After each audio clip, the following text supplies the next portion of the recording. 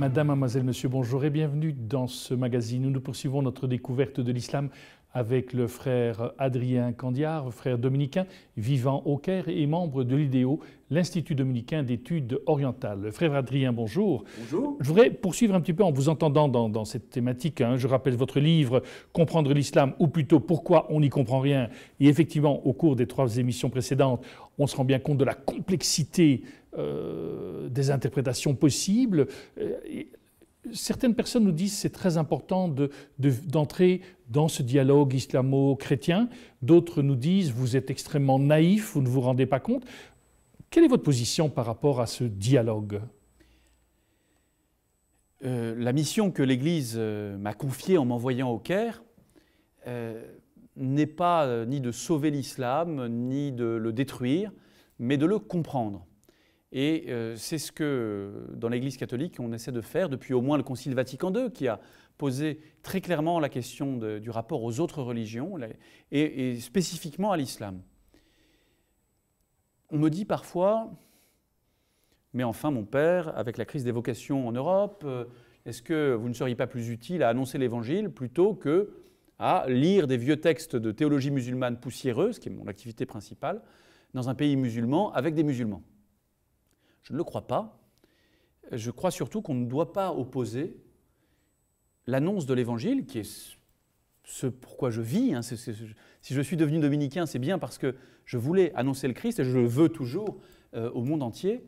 Et ce travail de compréhension et de dialogue qui m'occupe aujourd'hui. Je crois que les deux ne s'opposent absolument pas, mais qu'ils vont ensemble. En effet, le dialogue islamo-chrétien n'est pas n'importe quel dialogue interreligieux. La situation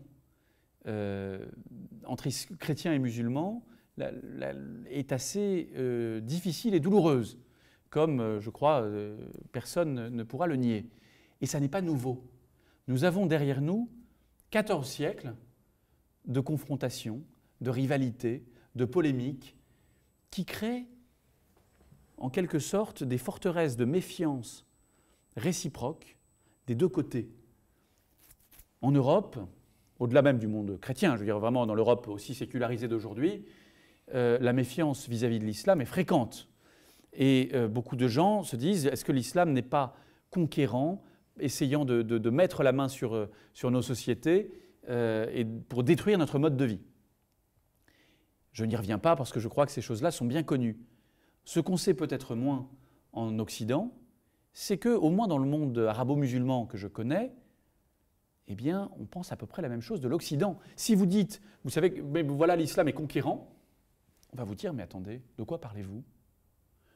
Qui intervient militairement chez qui ? Qui a détruit le mode de vie de qui ?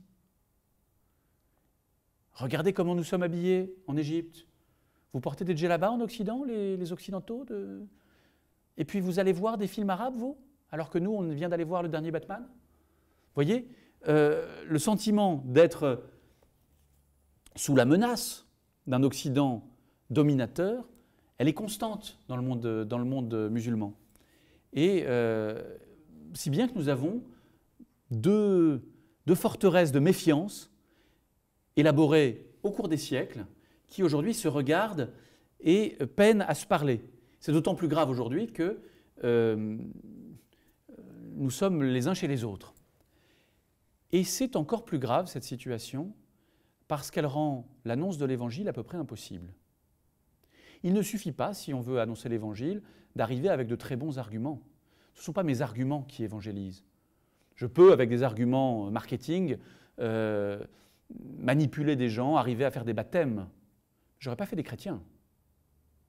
Il ne s'agit pas de ramener des gens dans mon camp en les ayant subjugués par l'intelligence de mes propos. Ce qui convertit, on le sait, c'est la rencontre du Christ. Et ce que je crois, c'est que cette méfiance réciproque, elle rend la rencontre du Christ à peu près impossible. Pourquoi ? Parce que le Christ apparaît, et c'est le drame, comme le drapeau de l'adversaire. Le drapeau de ceux qui veulent nous détruire. Dans ces cas-là, on ne se met pas à l'écoute. Et le seul programme que nous ayons je crois, aujourd'hui, entre chrétiens et musulmans, c'est le désarmement. C'est d'accepter de baisser les armes, de détruire ces forteresses patiemment accumulées, construites, et pour s'écouter. Tout ça demande du temps. Mais commencer à se faire confiance et se dire, tiens, dis-moi qui tu es, et je vais me mettre à l'écoute de celui que tu es. Et si on ne fait pas ça, si on reste à se dire, oh là là là, s'il me parle, ça va être pour m'arnaquer, ça va être pour essayer de me manipuler, donc je reste bien chez moi, loin de ça, et je ne vais pas faire confiance à la personne elle-même quand elle me parlera de sa foi, on n'avancera pas beaucoup. Et donc nous avons besoin aujourd'hui, urgemment, de ces formes de dialogue où on se fait progressivement confiance. Ça ne se fait pas tout seul. Ce que nous faisons au Caire, à l'Institut dominicain d'études orientales, en travaillant de façon académique sur l'islam avec des musulmans, c'est une des manières de travailler à ce désarmement. Ça n'est pas la seule. Mais je crois que nous avons besoin de désarmer. Alors c'est un peu inquiétant de désarmer. On se dit, mais puisque si je commence à désarmer, est-ce que l'autre ne va pas en profiter pour m'attaquer? Est-ce que ça n'est pas naïf comme programme, le désarmement? Alors c'est peut-être naïf, au sens où, pour le Christ, d'être venu se donner entre les mains de l'homme, c'était naïf, peut-être, mais je crois que comme disciples du Christ, nous avons à commencer un désarmement qui est vrai là, qui est vrai d'ailleurs dans tous les aspects de la vie chrétienne.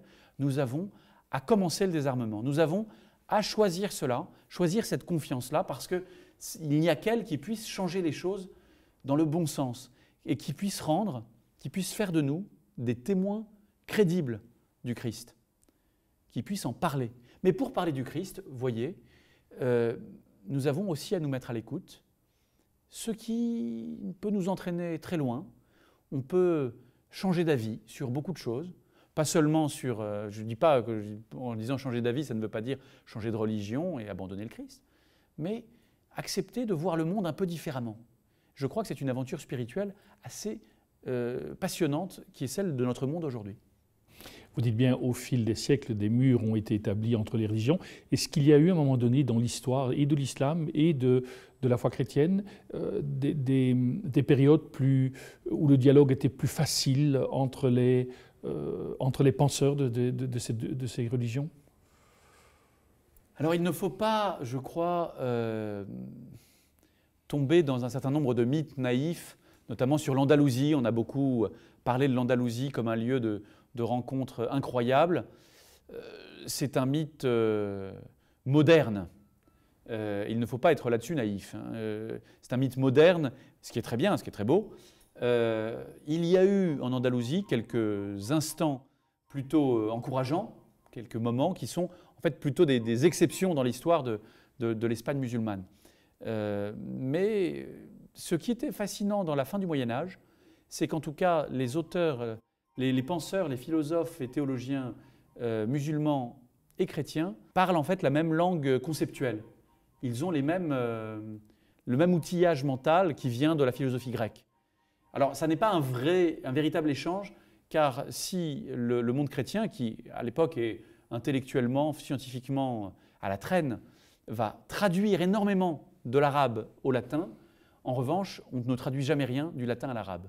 Donc il n'y aura pas eu un véritable échange sérieux.